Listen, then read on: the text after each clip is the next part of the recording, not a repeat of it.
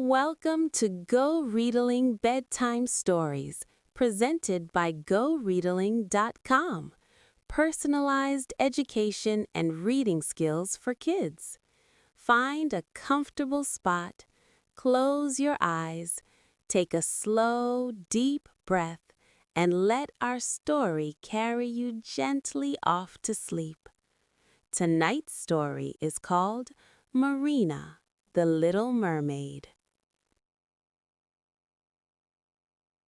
Deep, deep beneath the sparkling blue ocean, far below where the sunlight could reach, there was a beautiful underwater kingdom. The castle was made of shimmering coral and pearly white shells, and it glowed with a soft, magical light. Fish of every color swam through its hallways like tiny living rainbows. Sea flowers grew along the walls, purple and pink and gold, swaying gently in the warm currents. This was the home of the Sea King, a wise and gentle ruler with a long silver beard and a crown made of polished abalone shell. He had 6 daughters, and the youngest and most curious of them all was a little mermaid named Marina. She had long, flowing hair the color of sunset, eyes as green as sea glass, and a shimmering tail of emerald and silver that caught the light whenever she moved. Marina loved her underwater world, the coral gardens, the warm currents, the songs the whales sang in the deep. But she always found herself gazing upward, toward the distant surface where the water grew light and golden, where the ocean met the sky. Marina's 5 older sisters were happy with their life beneath the waves. They spent their days swimming through the coral gardens, playing with the dolphins, braiding each other's hair with strands of pearls, and collecting beautiful treasures from old shipwrecks: silver mirrors, glass bottles, copper coins worn smooth by the sea. But Marina was different. She would sit in her secret grotto, a hidden cave behind a curtain of sea kelp, surrounded by things she had found from the world above: a silver fork, a leather-bound book swollen with seawater, a broken compass whose needles still quivered, and a small wooden music box that, when she turned its tiny handle, played a tinkling melody that made her heart ache with longing. "What is it like up there?" she would ask her grandmother, the oldest and wisest mermaid in the kingdom. Her grandmother would smile gently and tell her stories. "Above the water, child, there are green fields that stretch forever, mountains that touch the clouds, and creatures that walk on 2 legs." Marina's eyes would grow wide. "I want to see it all," she whispered. "Someday I will." The Sea King had one important rule: no mermaid could visit the surface until her 15th birthday. Marina's sisters had each taken their turn, and they came back with wondrous stories. The eldest told of a glowing city with 1,000 lights reflected in the harbor. The second described a sunset so beautiful it brought tears to her eyes, colors she had no words for. The third said the snow-capped mountains in winter looked like great heaps of whipped cream. The fourth had heard music from a festival on shore, drums and strings and singing that made her want to dance. The fifth had watched a storm from above, lightning splitting the sky, and said it was the most thrilling thing she had ever witnessed. Marina listened to every word, her heart aching with longing. She counted the days, the months, the years until her own birthday. She would swim to her secret grotto, hold the little music box, and whisper to the fish who kept her company, "Not much longer now." Marina's secret grotto was her most treasured place in all the ocean. She had found it years ago, following a trail of bioluminescent plankton that glowed blue-green in the dark water, leading her through a narrow passage in the reef to a hidden cave. Over the years, she had filled it with her collection of surface world objects, each one a mystery she longed to solve. There was a pair of spectacles with cracked lenses that she would hold up to her eyes and peer through, wondering what the world looked like to humans. There was a porcelain teacup, its handle broken, painted with tiny blue flowers. She did not know it was for drinking. She thought it was a kind of shell artwork. She had a leather boot, stiff with salt, and a brass telescope that she could extend and retract with endless fascination. Her most recent find was a painted canvas, damaged by the water but still showing the faded image of a sunset over rolling green hills. She would stare at it for hours, trying to imagine what those hills felt like under real feet, what that sunset smelled like, what sounds filled the air as the light faded. The dolphins would swim into the grotto sometimes and nose at her treasures, but they did not understand her obsession with the world above. Only her grandmother seemed to understand, and even she worried that Marina's longing would someday lead her into danger. One day, while searching a shipwreck that had settled on the ocean floor, half buried in sand, Marina found something that changed everything. It was a book, not just any book, a book of fairy tales, with thick, waterproof pages made of some material she had never seen. The ink had not washed away, and the illustrations, though faded, were still visible. There were pictures of castles and forests, and children playing in meadows full of flowers. There were stories written in symbols Marina could not read, but she studied the pictures with an intensity that borders on devotion.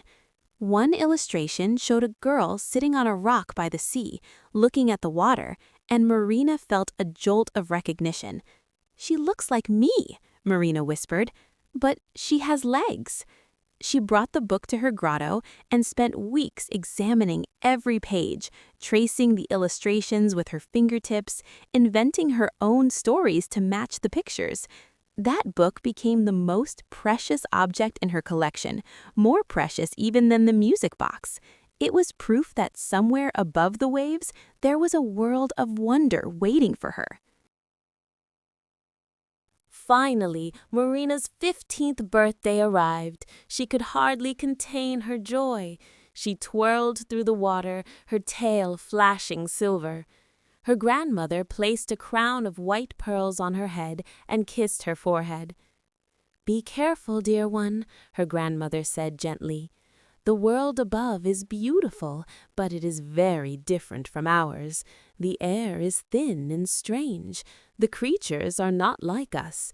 Remember who you are and where you come from." Marina hugged her grandmother tightly. "I will, I promise." Her sisters gathered around her, adjusting her crown and smoothing her hair.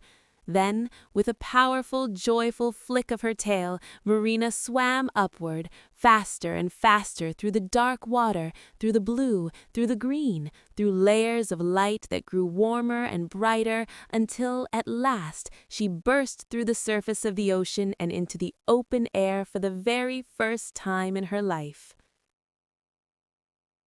Marina gasped. The sky was enormous. It was the biggest thing she had ever seen, stretching in every direction, endlessly, impossibly vast, painted in shades of soft pink, glowing orange, and deepening purple as the sun was setting far in the west. Stars were beginning to appear, tiny pinpricks of sparkling silver light, more than she could count. The air felt strange and wonderful on her face, lighter and thinner than water, carrying scents she had never known, salt and something sweet that she would later learn was the perfume of flowers carried on the evening breeze. The waves rocked her gently. She could see land in the distance, real land, dark and solid, with green hills rolling up from the shore and tall trees silhouetted against the glowing sky. And there, floating on the water not far away, was a great ship decorated with colorful flags and glowing lanterns. Music and laughter drifted across the waves toward her. Marina's heart pounded with excitement. She swam closer, silent as the water itself. She hid behind a large rock near the ship and peered up at the deck. People were dancing and celebrating, their feet tapping on the wooden planks. Musicians played joyful tunes on instruments Marina had never seen before, strings and drums, and something that made a bright, silvery sound. Everyone was smiling, and then she saw him, a young prince standing at the ship's railing, laughing with his friends. He had kind, brown eyes, dark hair that the wind kept blowing across his forehead, and the warmest, most genuine laugh she had ever heard. When he laughed, his whole face changed. It opened up and glowed with happiness, and Marina felt something flutter deep in her chest, like a small fish jumping. She had never seen a human up close before. She watched him for hours, completely fascinated, unable to look away, as the lanterns swayed and the music played and the stars filled the sky above them.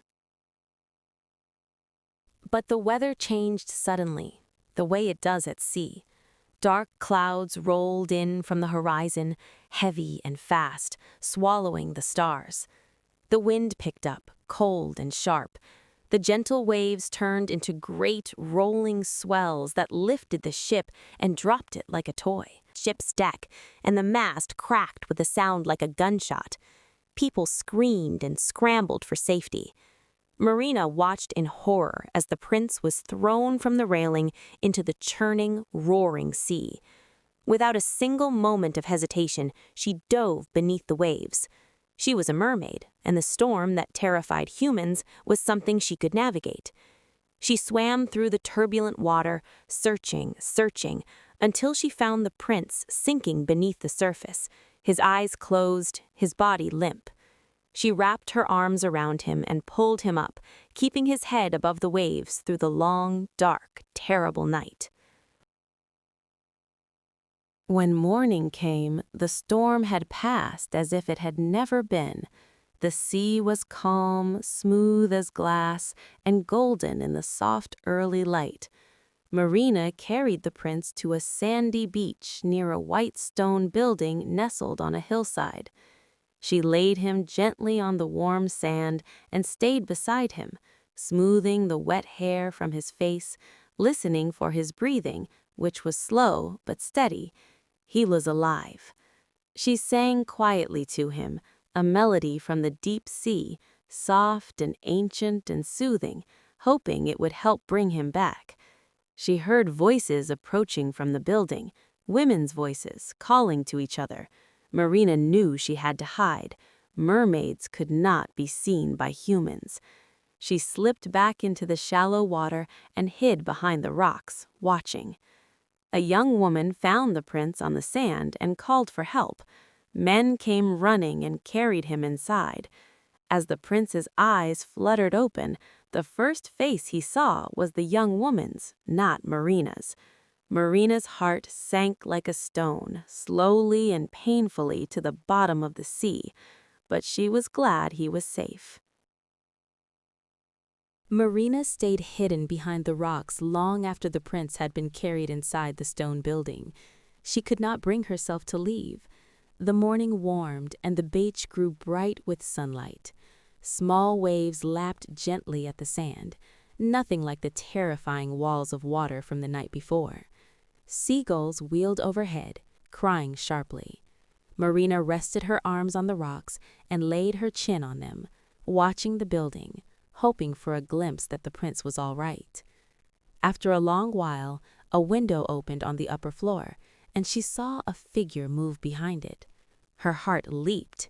Then the figure appeared clearly in the window, and she could see it was the prince, standing, looking out at the sea. He was pale and unsteady, but he was alive. He gazed at the ocean for a long time, as if trying to remember something, a song perhaps, heard in a dream. Marina's eyes filled with tears. She had given him back to the world above, and she was glad, fiercer glad than she had ever felt about anything. But the gladness was mixed with a sharp, sweet aching, because she had held him through the darkest night, and he would never know. From that day on, Marina could not stop thinking about the prince and the world above. She returned to the surface every night, swimming to the rocky shore where she could see the palace on the hill, its windows glowing warmly, and she would watch and wonder. Her sisters noticed she had changed. "What is wrong, Marina?" they asked, their faces creased with worry. "Nothing," she said, but her eyes were distant and sad. She no longer played in the coral gardens or sang with the dolphins. She sat in her grotto, holding the music box, lost in thought. Finally, she made a decision. She would visit the sea sage, a mysterious old octopus who lived in a deep, dark cave beyond the coral reef, far from the kingdom. Her grandmother had warned her about the sea sage. "She is ancient and clever," her grandmother had said, "but her gifts always come with a price." Marina went anyway. She had to. The sea sage's cave was dark and cold, lit by the faint glow of bioluminescent creatures clinging to the walls.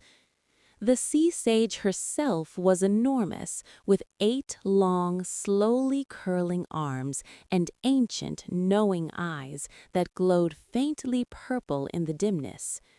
She studied Marina for a long, silent moment before speaking.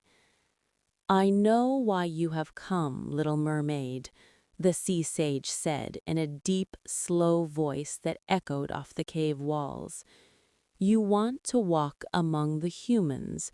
You want to leave the sea." Marina nodded. "More than anything." The sea sage sighed, a deep, rumbling sigh that stirred the water. "I can give you human legs instead of your tail. You will be able to walk, run, and dance. But there is a price. You must give me your voice." Marina's hand went to her throat. Her voice was her most precious gift. She was the finest singer in the entire ocean. "My voice?" she whispered. "Without it, you cannot sing or speak a single word," the sea sage warned. "You will have to make the prince understand you through your eyes, your actions, and your heart alone. And if you do not find a true friend who accepts you for who you really are before the next full moon rises, you will dissolve into sea foam." Marina was afraid. Her hands trembled, but her longing to walk on the land, to see the flowers and the mountains, to be near the prince, was stronger than her fear. "I will do it," she said. The sea sage mixed a glowing potion in a shell bowl, swirling with silver and gold light. Marina drank it, and a strange, warm tingling spread through her entire body, from her hair to the tips of her tail. She watched as her beautiful emerald tail began to shimmer, then split, then transform into 2 human legs. It did not hurt exactly, but it felt deeply, fundamentally strange, like becoming a different creature entirely. And as the transformation completed, she felt her voice lift away from her, floating out of her throat like a luminous bubble, captured in a glowing pearl that the sea sage placed carefully on a high shelf. Marina opened her mouth. No sound came out. She was silent. She swam to the surface one last time, pulled herself onto the beach, and stood up on her new, wobbly, unfamiliar legs. The sand was warm and gritty between her toes. She took one trembling step, stumbled, fell, stood again, and walked. The prince found her on the beach that morning, barefoot, confused, and unable to speak. He did not recognize her as the one who had saved him from the storm, for he still believed it was the young woman from the hillside who had rescued him. but he was kind. "Are you lost?" he asked gently, kneeling beside her. "Can you not speak?" Marina could only shake her head. "You are safe with me," the prince said. "Come, you are welcome in my home." He offered his hand, and she took it, her first human touch. He brought her to the palace, gave her warm, dry clothes, and a room with a window that overlooked the sea. He was gentle and patient, never pressing her for answers she could not give. Marina showed her gratitude the way she always had, through kindness, through helping others, through the warmth in her eyes and the gentle way she moved through the world. Days turned into weeks. Marina and the prince became close friends. He took her on walks through the palace gardens where she marveled at flowers she had only ever imagined. Roses the color of coral, lavender that smelled like nothing under the sea, daisies that turned their faces toward the sun. He showed her the library, filled with tall shelves of books and a globe of the world that she could spin and study. They walked along the beach at sunset, and Marina would look out at the waves, thinking of her family. She missed them, the sound of her sister's laughter, her grandmother's gentle voice, the songs of the deep. But she was also falling in love with this new world, the feel of grass under her feet, the taste of fresh fruit, the warmth of sunlight that was not filtered through miles of water. The prince enjoyed her company more than anyone's. "There is something about you," he told her one evening as they watched the sun sink into the sea. "I feel like I have known you longer than I have." But the full moon was approaching, a thin silver curve growing fatter each night, and Marina grew worried. Her sisters came to the surface, their heads bobbing in the moonlit waves, their faces full of love and concern. "Marina," they called softly, "we spoke to the sea sage. There is another way. She gave us this enchanted comb.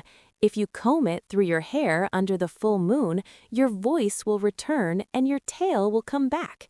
You can come home to us, to the gardens and the songs and the deep water where you belong." Marina took the comb and held it tightly, feeling its cool weight in her palm.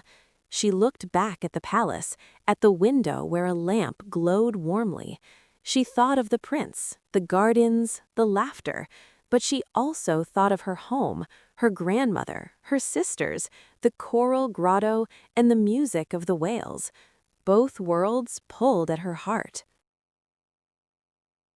Marina discovered many wondrous things in the human world.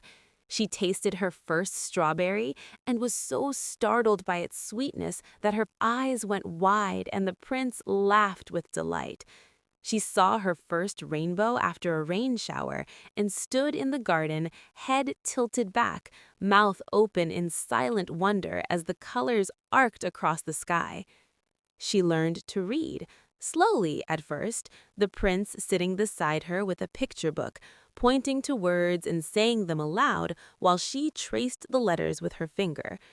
Within weeks, she was reading on her own, devouring books from the palace library, stories of adventure and kindness and faraway lands. She could not speak, but she could write, and she filled pages with her thoughts, her questions, her descriptions of the ocean world the prince had never seen. He read every word with fascination. "You write like a poet," he told her one afternoon as they sat in the library. "Your world sounds like a dream." Marina shook her head and wrote carefully on her paper, "Your world is the dream. I am only now waking up." The prince read it and looked at her, and something in his eyes shifted, deepened, as if he were seeing her truly for the first time. But at night, when the palace was quiet and the moonlight poured through her bedroom window, Marina would sit on the windowsill and gaze out at the sea. It was always there, the great, dark, breathing ocean, glinting silver under the moon, whispering against the shore far below. She could hear it calling to her, not with words, but with the rhythm of the waves, the ancient pulse she had known since birth. She would think of her sisters, probably gathered in the coral garden right now, braiding each other's hair and telling stories. She would think of her grandmother, wise and gentle, sitting by the warm currents and worrying. She would think of the whales singing their deep, resonant songs in the abyss, songs that vibrated through the water and into your very bones. Sometimes, when the aching grew too strong, she would creep out of the palace and walk down to the beach. She would sit at the water's edge and let the waves wash over her feet. And though she could not sing, she would hum silently in her chest, feeling the melody vibrate through her, keeping the connection alive. The sea always seemed to answer, pulling a little closer, lingering a little longer around her ankles, as if trying to hold on. On the night of the full moon, Marina stood on the beach where the prince had first found her. The moonlight was silver and brilliant, turning the waves into liquid mercury. She held the enchanted comb in one hand and looked out at the sea, where her sisters waited just beyond the breaking waves. The wind was gentle, the stars were bright, and then she heard footsteps in the sand behind her. It was the prince. He walked toward her, his expression serious and thoughtful. "I could not sleep," he said. "I came here to think, and here you are." He looked into her eyes, really looked, deeply, and something shifted in his face. "You know," he said slowly, "I keep thinking about the night of the storm. I was drowning, and someone saved me. I remember a voice, the most beautiful voice I have ever heard, singing to me in the waves, keeping me calm, keeping me alive." He paused. "It was you, was it not?" Marina's eyes filled with tears, and she nodded. The prince took her hands gently. "I should have seen it sooner," he said. "You gave up something precious to be here. You could not tell me, but you showed me every day through your kindness, your courage, your patience. You did not need words. Your heart spoke for you, and I heard it." As he spoke, something magical began to happen. The enchanted comb in Marina's hand glowed with warm golden light. A soft melody filled the air, rising like a tide, and Marina felt a warmth kindle in her throat, spreading outward like sunlight. "Thank you," she whispered, and then she gasped because the words had come out. Her voice had returned, not from the comb alone, and not from the sea sage's bargain, but from the power of a true, honest connection, a friendship built not on appearances or words, but on the deepest understanding two hearts can share. The sea sage rose from the shallows, her great form catching the moonlight. She nodded wisely. "The true magic was never in the potion or the comb," the sea sage said, her deep voice carrying across the water. "It was in the courage to be yourself and the kindness to love without expecting anything in return. That is a magic more powerful than any I possess." Marina smiled, her heart fuller than it had ever been. She looked at the prince. "I am Marina," she said, her voice clear and musical as the sea itself. "I am a mermaid from the kingdom beneath the waves. This is who I truly am." The prince smiled back. "And I am grateful," he said, "to know the real you." Marina made her choice, and it was not a choice between two worlds. The sea sage, moved by the purity of what had happened, granted Marina a rare and precious gift, the freedom to live in both realms. Marina could return to the sea whenever she wished, swimming with her sisters through the coral gardens, singing the deep songs with the whales, visiting her grandmother by the warm currents of her kingdom. And she could walk on the land, visiting the prince, exploring the gardens, reading books in the library, and watching sunsets from the shore.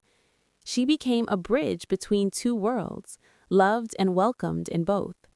Her sisters would surface on warm evenings to talk with her, their heads bobbing in the gentle waves, laughing and sharing stories. The prince would sit on the rocks nearby, listening, amazed by the worlds beneath the water he could never see. The gift the sea sage gave Marina was more wonderful than she could have imagined. When she stepped into the ocean, her legs would shimmer and transform back into her beautiful emerald tail, and she could swim through the water as fast and as freely as she ever had. When she walked back onto the land, her tail would become legs again, steady and sure. She was no longer half of something, she was complete in both worlds. The first thing she did was dive deep beneath the waves and swim home. Her grandmother was waiting at the entrance to the coral castle, as if she had known Marina was coming. Marina did not need to explain. She simply swam into her grandmother's arms and held on, while the old mermaid stroked her sunset hair and whispered, "Welcome home, dear one, welcome home." Her sisters gathered around her in a swirl of color and laughter and tears, touching her face, pulling her into the coral garden, asking 1,000 questions at once. Marina answered them all, her voice clear and strong, telling them everything about the world above, the strawberries and the rainbows, the books and the gardens, the kindness of the prince, and the moonlight on the sea as seen from above. "It is beautiful up there," she told them, "but it is beautiful down here too. I never want to choose just one." And every evening, as the sun melted into the horizon and the first stars appeared, Marina would sit on the rocks where the waves met the shore, that magical place where two worlds touched, and she would sing. Her voice rose into the twilight, clear and beautiful and full of all the love she carried, for the sea and for the land, for the creatures below and the people above, for her family and her friends. Fishermen far out on the water would stop rowing and listen, and feel a deep peace settle over them. Mothers walking on the beach with their children would hear the melody and hold their little ones closer. Even the fish beneath the surface would slow their swimming and drift on the current, lulled by the song. It was a song about belonging, about home, about having the courage to love two places at once. And if you listen very carefully, on a quiet night when the moon is bright and the waves are soft, you might hear it still. Good night, dear child. The sea is calm, the stars are watching over you, and all is well. Sweet dreams. And that is the end of our story. Thank you for listening to GoReadling Bedtime Stories. Visit GoReadling.com for more stories, reading adventures, and fun learning for kids. Sweet dreams, little one. Good night.